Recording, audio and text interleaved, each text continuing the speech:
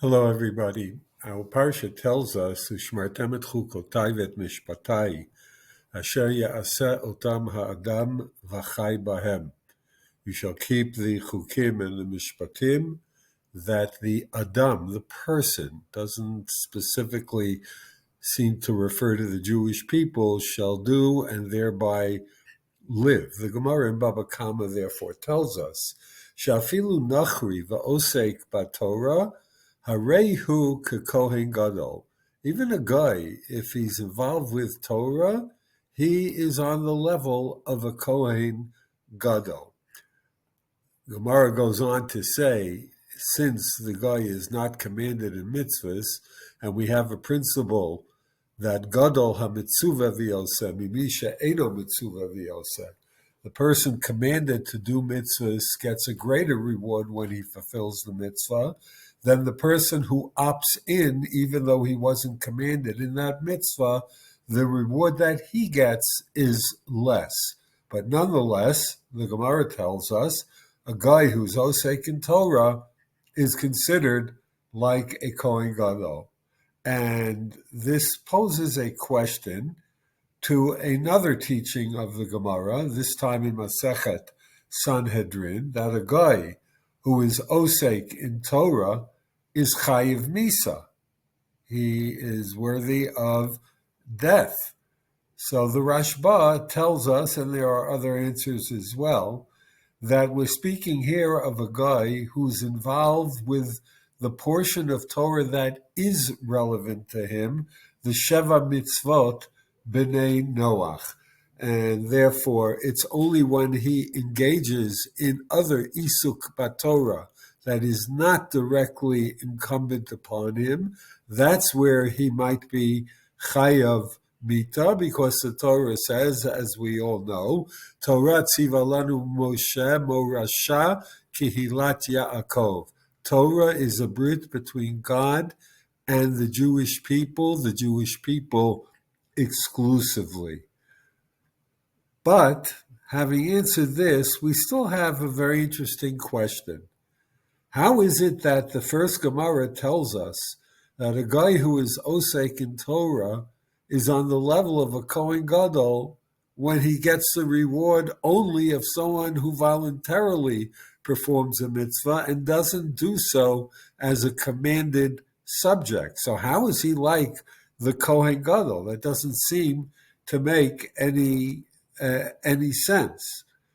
So Tosfot in Masechet Avodah Zarah and others as well explain, why is it? It's perhaps a bit counterintuitive. Why is it that the Eno Mitzuvah V'yoseh doesn't get the greater reward? Why is it that the one who's commanded to? After all, he has no choice. He has a mitzvah that must be done. It's a divine order, a divine commandment. The other person, the largesse that he shows by willingly and voluntarily deciding to do a mitzvah, one would have thought he gets a greater reward. And the answer is, the person is laudatory for wanting to do a mitzvah that he wasn't commanded in. But he doesn't have a Yetzer Hara battling him, saying, you don't really have to do it. Why? Because it doesn't matter if he does it or not. He wasn't commanded to do the mitzvah. The person who is commanded has a Yetzer Hara saying, don't bother, it's too difficult, it's too early, you're too tired, it's not so relevant, etc., and comes up with every excuse why a person who has to do it, who has the pressure to fulfill the divine command, maybe the Yetzer Hara will convince him not to do it. That person, the Mitzuvah V'yoseh, successfully battles a Yetzer Hara, which is something that the person who volunteers to do it of his own will, no one's forcing him to, nobody tells him he has to, he just decided to do it. There's no Yetzer Hara to fight against him, and therefore his reward is considered less. Dafka, because he had legitimately a choice to do the mitzvah or not to do the mitzvah, however he really wanted. With this in mind, there is a medrash in Vayikra Rabbah regarding the Kohen Gadol as he would enter Kodesh HaKodashim on Yom Kippurim. Amar Ravavu. Ravavu teaches us the Kohen Gadol lo Adam haya. At that moment, the Kohen Gadol was no longer a mere human being. Ela kehahuda amar Rav Pinchas, but rather the Kohen Gadol was, as Rav Pinchas describes, B'shah shahaya ruach hakodesh sharuy alav hayu panav boarot kalapidim alav.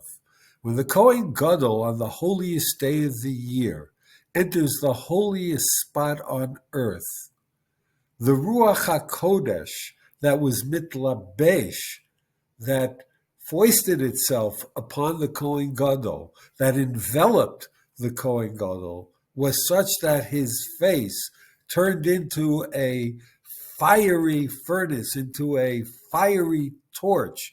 He was otherworldly. He was not within the realm of the normal human being.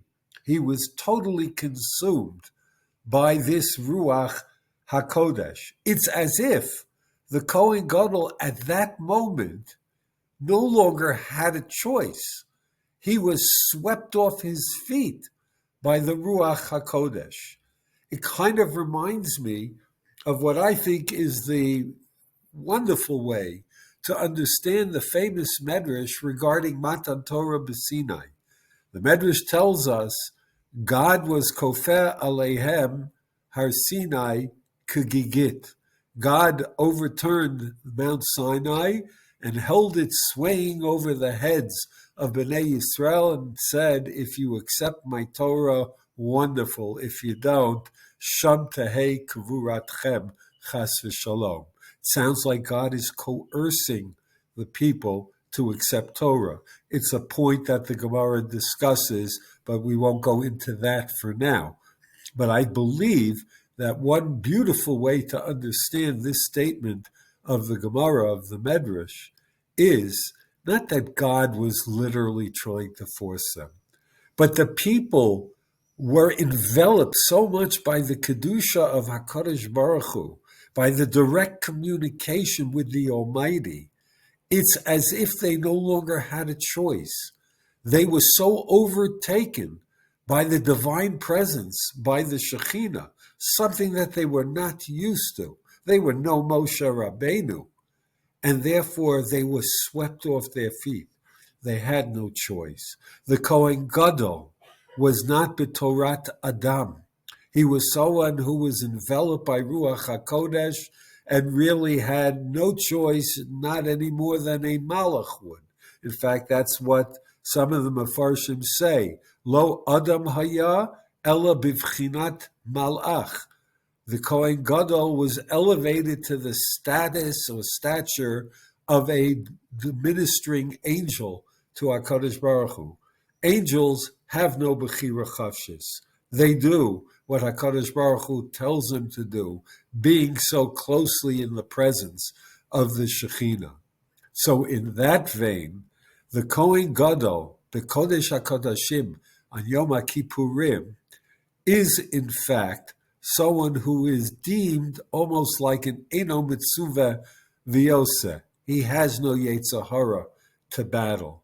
And thus, the guy who is Osek B'Torah is also someone who gets a lesser reward, but he's very much in the sense of lack of a battle with the Yetzer Hara, voluntarily doing something. He is very much in the vein of the Kohen Gadol. Most of us don't have those lofty moments. And perhaps this is another way to understand the pasuk with which I began. Ushmatem et chukotai ve'et mishpatai asher ya'aseh otam ha'adam v'chai bahem. God is telling us we are not b'Torat Malachim. We have a challenge. He gave us mitzvot aseh v'lo ta'aseh.